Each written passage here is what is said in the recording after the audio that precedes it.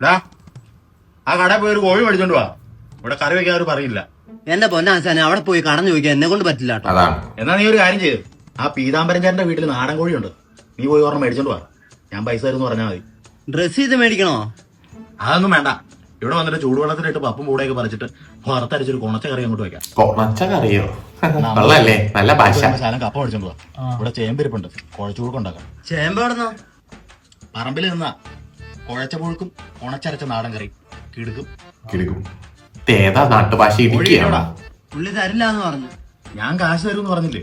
അങ്ങനെ പറഞ്ഞപ്പോ പുള്ളി പറയാ അവൻ അണ്ടി തരൂന്ന്. അത് അവന് കൊടുത്തിട്ട് വേണം അണ്ടി പോയ അണ്ണാന്റെ കൂട്ട് ഞാൻ ഇതിൽ നടക്കാൻ. അതാണ് എന്തോരം കോഴിയാ മയിലിന്റെ വീട്ടിൽ നിൽക്കുന്നു.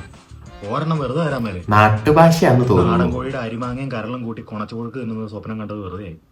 അടുക്കളയിൽ ശകലം വത്തനോളം ഇരിപ്പുണ്ട്, അതരച്ച് വെളിച്ചെണ്ണയും കൂട്ടി ഒരു പിടി പിടിക്കാം. കോട്ടയാണോ ഇടുക്കിയാണോ? ഏതാ സ്ഥലം? ഭയങ്കര ചെവിവേദനയായിരുന്നു. എന്നോട് പറഞ്ഞാ പോരായിരുന്നോ? ഞാൻ പറഞ്ഞു തരില്ലായിരുന്നോ മരുന്ന്? എന്നാ മരുന്ന് ആശാനെ? 8:30 വെളുപ്പിന് എഴുന്നേറ്റ് 8 പൊട്ടും തിരിയാത്ത കുട്ടപ്പന്റെ മുട്ടനാടിന്റെ അകിട്ടിലെ പാലെടുത്ത് കുടിച്ച് പീലി നിവൃത്തി ആടുന്ന മാമയിലിന്റെ പീലി കൊണ്ട് ഇക്കിളിയിട്ട പാപ്പച്ചന്റെ ചിരി റെക്കോർഡ് ചെയ്ത് ഇടത്തെ ചെവി കൂടെ കേട്ടാൽ ചെവിക്കല്ല് പൊട്ടി കർണപുറത്തിൽ കയറി പറി പാപ്പച്ചന്റെ ചിരി വലത്തെ ചെവിയിലൂടെ പുറത്തു ചാടും. അതോടുകൂടി പഴയതിലും മനോഹരമായിട്ട് എന്റെ ചെവി കേൾക്കും. 50 രൂപയ്ക്ക് ചായയും പപ്സും കയറ്റിയല്ലേ? അതോ സമോസയാണോ? സമൂസ. നീ വെറും മൈരനാടാ. ഞാൻ അകത്ത് പത്തനോളം അരച്ചു വെച്ചേക്കാം. അതെടുത്ത് പറയത്തേച്ച് 10 മണിക്കുള്ള വണ്ടിക്ക് പത്തനാപുരത്ത് എന്ന് 10 പച്ചത്തത്തയുടെ കൂടെ ഒത്തിയത്ത് കുത്തിയിരിക്കടാ. ഓന്തിനെ ഓലമടലിൽ ഇട്ട് ഊമ്പിക്കുന്ന ഓന്തുളിക്ക് പറയാ. വയറ് നിറഞ്ഞു.